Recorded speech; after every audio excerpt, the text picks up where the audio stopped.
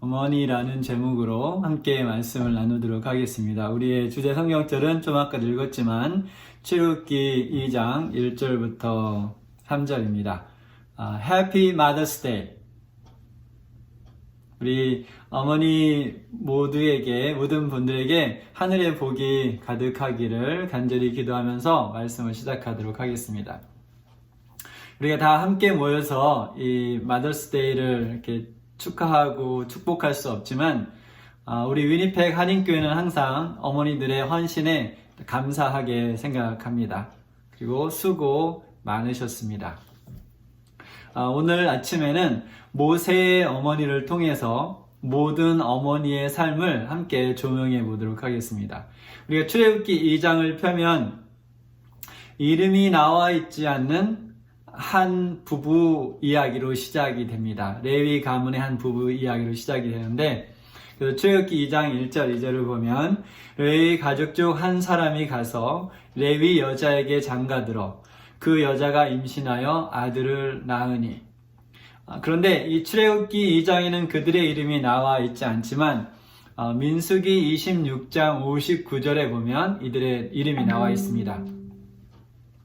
그래서 아브람의 처의 이름은 요게벳이니 레위의 딸이요 애굽에서 레위에게서 난 자라. 그가 아브람에게서 아론과 모세와 그의 누이 미리암을 낳았고. 이 지금 아브람과 요게벳이 아이를 낳은 이 시대는 굉장히 힘든 시대였습니다. 아주 그 유대인에 대한 증오가 굉장히 심한 그런 상태였고, 바로 왕에 의해서, 이집트의 바로 왕에 의해서 그들은 강제 노역을 했을 뿐만 아니라 그들이 계속해서 인구가 늘어나자 남자아이는 모두 죽이라는 명령을 내렸을 때 이 아이를 낳게 된 것입니다. 그래서 그들은 아주 참혹한 노예 생활을 하고 있었습니다. 그런 때 이제 모세를 낳았던 거죠. 우리 부모님 시대도 보면 참 어려웠을 때 자녀를 기른 것을 우리가 알 수 있습니다. 그렇죠? 일제 강점기를 거쳤고 또 한국 전쟁을 거치고 어떻게 보면 아무것도 없는 곳에서 아이를 기를 수밖에 없었던 그런 상황이 있었습니다. 그래서 그 세대는 이 배가 텅텅 빈 상태로 잠자리에 드는 것이 무엇인지 아는 세대죠. 오늘날에는 물론 다이어트 목적으로 그렇게 하시는 분들도 있지만 그때는 먹을 것이 없어서 배고픈 그 배를 움켜쥐고 잠자리에 들 수밖에 없었던 그런 시대도 있었습니다. 그렇다면 우리 시대는 어떻게 생각합니까? 오늘날의 부모님들은, 우리 시대 부모님들도 역시 오늘날도 아이를 키우는 것이 어렵다고 합니다. 특히 부모님들이 어려워하는 것 중에 하나는 뭡니까? 예, 핸드폰이죠. 그렇죠? 좀 더 정확히 말하면 인터넷이 연결되어 있는 것이 오늘날 자녀들을 기르는데 참 힘들게 만드는 것을 알 수 있습니다. 이렇게 보면 모세 시대도 힘들었고 우리 부모님 시대도 힘들었고 우리도 힘들다고 한다면 어느 시대나 상관없이 자녀를 키우는 일 자체는 힘들고 어려운 일이라는 생각이 듭니다. 다 동의하십니까, 부모님들? 그쵸? 자녀를 키우는 일은 어느 시대건 힘들고 어려운 일입니다. 그렇다고 해서 부모님들이 이것에 대해서 불평을 할 수는 없겠죠. 왜냐하면 하나님께서 이러한 가족 제도를 주셨을 때, 특별히 인간이 죄를 지은 이후에 이런 가족 제도를 주셨을 때 하나님께서 그 마음속에 가지셨던 생각이 있습니다. 부모가 대부분 알겠지만 자녀를 키우다 보면 결국 어떻게 됩니까? 겸손해질 수밖에 없죠. 그렇죠? 겸손해지고 또 자녀를 키우는 일을 통해서 성숙해지는 것을 알 수 있습니다. 우리 다시 출애굽기 2장의 그 부부의 이야기로 돌아가 보도록 하겠습니다. 그 부부에게는 이미 두 자녀가 있었죠. 그렇죠? 누구와 누구였습니까? 딸 미리암과 아들 아론이 있었죠. 그런데 이렇게 두 자녀가 있었는데 바로 왕이 아들을 죽이라는 명령을 내린 이후에 부부가 또 임신을 했어요. 우리가 여러 문화들이 아들 선호 사상이 있는데 히브리 문화 속에서도 보면 아들을 선호하는 것을 볼 수 있습니다. 그래서 아들이 꼭 있어야만 됐죠. 한국도 제가 어렸을 때까지만 해도 아들 선호 사상이 굉장히 강했어요. 그래서 딸이 아무리 많아도 아들 낳지 않으면 완벽하지 않았습니다.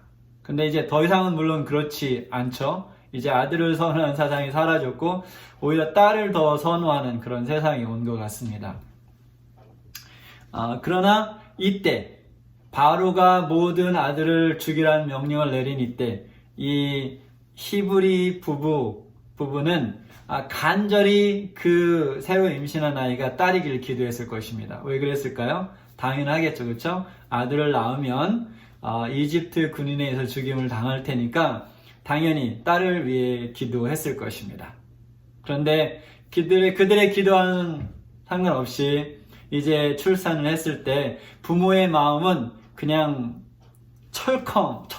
부모의 마음이 철렁했을 것입니다. 아들을 보자마자. 그렇죠? 왜냐면 이 귀하고 소중한 아들을 결국은 죽음으로 내놓아야 할 상황이기 때문이었습니다. 그런데 성경은 보면 이 아이가 아름답기 때문에 아름다워서 부모가 3개월 동안 아이를 숨겼다라고 기록하고 있습니다. 그렇다면 우리가 오해할 수 있어요. 대부분은 오해하지 않겠지만 무엇을 오해할 수 있냐면 이 아이가 생긴 것이 잘생겨서 부모가 3달 동안 감추었다고 오해할 수 있겠죠. 그렇죠? 그러나 그런 상황은 아니고 우리가 성경이 놀라운 것이 한 이야기가 성경의 다른 곳에서 나와서 한 곳만 읽으면 다 이해할 수 없는 것을 성경의 다른 부분을 읽으면서 이해할 수 있습니다. 그래서 성경이 성경을 해석한다는 것이 그거죠. 요즘 우리가 안교 시간에 성경 해석학을 배우고 있지 않습니까? 그렇죠? 그래서 신약에 나오는 두 성경절을 읽으면 좀 아까 읽었던 부모가 3달 동안 아이를 숨긴 것을 어떤 이유인지를 우리가 더 잘 알 수 있습니다. 사도행전 7장 20절 제가 공동 번역으로 읽도록 하겠습니다. 개역개정에는 그 뜻이 분명하지 않아서 모세가 태어난 것은 바로 이때였습니다. 그는 하나님의 은총을 받은 귀여운 아이였습니다. 그렇죠? 그 아이가 아름다운 아이라는 말을 여기서는 그는 하나님의 은총을 받은 귀여운 아이였습니다. 그는 3달 동안 아버지 집에서 자랐고, 그리고 히브리서 11장 23절을 보면 믿음으로 모세가 났을 때 그 부모가 아름다운 아이임을 보고 3달 동안 숨겨 왕의 명령을 무서워하지 아니하였으며 라고 기록하고 있습니다. 그래서 사도행전 7장 20절에서는 우리가 무엇을 보냐면 그는 하나님의 은총을 받은 귀여운 아이였습니다 라는 것을 우리가 보고, 히브리서 11장 23절에는 믿음으로 라는 단어를 우리가 기억하면 좋겠습니다. 그래서 하나님께서 모세가 태어나서 모세를 봤을 때 모세가 하나님의 마음을 기쁘게 했어요. 하나님의 은총을 받았어요. 그래서 그걸 다른 걸로 표현하면 모세를 본 하나님은 하나님의 마음이 모세를 보고 기뻐했다는 거죠. 그렇죠? 그런데 여기에 그 기뻐했다, 은총을 받았다라는 단어는 창세기에 하나님께서 그 창조 주간에 매일 모든 것을 창조하시고 나서 저녁이 되고 아침이 되는 첫째 날이나 둘째 날이나 하고 나서 하나님께서 하신 말씀이 있었어요. 뭐라고 하셨습니까? 보시기에 좋았더라. 이게 같은 말이에요. 그래서 하나님께서 그 창조의 사역을 이루어 창조하신 모든 것이 그 하나님의 마음에 흡족하고 좋았다 라는 뜻이죠. 그렇죠? 그런 것처럼 이 하나님께서 모세를 보고 그 마음에, 모세를 하나님께서 만드셨으니까 그 만드신 하나님이 모세를 보고 그 마음에 흡족하고 좋았다라는 것이죠. 그래서 이걸 좀 아까 말씀했지만 그 아름답다라는 말을 똑같이 그것을 번역해 놓은 것입니다. 그래서 하나님께서 모세를 기쁘게 보셨다라는 것이죠. 그래서 모세의 부모는 하나님께서 모세를 향해 특별한 계획을 갖고 있다는 것을 믿었습니다. 비록 그 시대의 왕이 모든 아들을 죽이라는 명령을 내렸지만 이 부모님은 무엇을 더 믿었습니까? 하나님께서 우리에게 이때의 아들을 주셨다면 분명히 하나님의 뜻이 계실 것이다 라는 것을 믿었죠. 아까 히브리서 읽으면서 믿음으로 그리고 나서 무엇을 왜 숨길 수 있는 믿음이 어디서 생겼습니까? 하나님께서 그를 보호하실 거라는 확신이 있었죠. 그러나 3달이 지난 이후에 그들은 이제 깨닫기 시작했어요. 무엇을 깨닫기 시작했냐면 더 이상 이 아이를 이런 방식으로는 숨길 수 없겠다는 결론을 내리게 되었습니다. 그래서 이제 어떻게 다른 계획을 세우죠. 근데 우리가 여기서 한 가지 알아야 될 사실이 있다면 하나님께서 모세만 보고 그 마음에 흡족하셨을까요? 아니죠. 이 세상에 태어나는 모든 아이는 하나님이 보시기에 흡족하고 완벽하고 하나님의 계획의 한 부분을 차지하고 있습니다. 이것이 부모로서 우리가 자녀들을 키울 때 꼭 기억해야 될 사실입니다. 그 아이가 어떤 상황에서 태어났든지 또 어느 부모 아래에서 태어났든지 상관없이 그 아이는 하나님께서 이 우주를 움직이시는 그 큰 계획의 일부분을 차지한다라는 것이죠. 이 사실을 우리가 기억하고 자녀들을 양육해야 될 것입니다. 그렇기 때문에 이 요게벳은 이 아들을 포기할 수 없었어요. 그래서 3달 동안 그 아이를 잘 숨겨뒀던 것이죠. 그러나 결국은 이제는 새로운 생각을 해내야만 되는 때가 되었습니다. 그래서 어머니는 한 가지 생각을 해냈죠. 그렇죠? 그래서 무엇을 만들었습니까? 갈대로 상자를 만들었어요. 그리고 방수가 되도록 역청과 나무진을 칠했습니다. 근데 여기에 이 갈대 상자라는 말은 사실 굉장히 흥미로운 단어예요. 그래서 구약에 보면 두 경우에 이 단어가 쓰입니다. 하나는 여기에 테바라는 단어인데 하나는 여기 출애굽기 2장에 쓰였고 또 다른 한 번은 어디에 쓰였을까요? 그것은 노아의 방주를 묘사하는데 이 단어를 썼습니다. 그래서 영어 버전에 보면 똑같이 그 베스킷이 아니라 아크, 이게 뉴킹 제임스 버전에도 보면 아크라고 되어 있어요. 노아스 아크처럼, 노아 방주처럼 이 조그만 이 갈대 상자가 사실은 그 모든 동물을 태우고 노아의 가족을 태웠던 그 방주와 똑같은 단어를 쓰고 있다라는 거죠. 그런데 이제 우리가 노아 방주를 되돌이켜 보면 이제 시간이 됐을 때 노아의 가족이 방주에 들어가죠. 그리고 모든 동물들이 그 방주에 들어갑니다.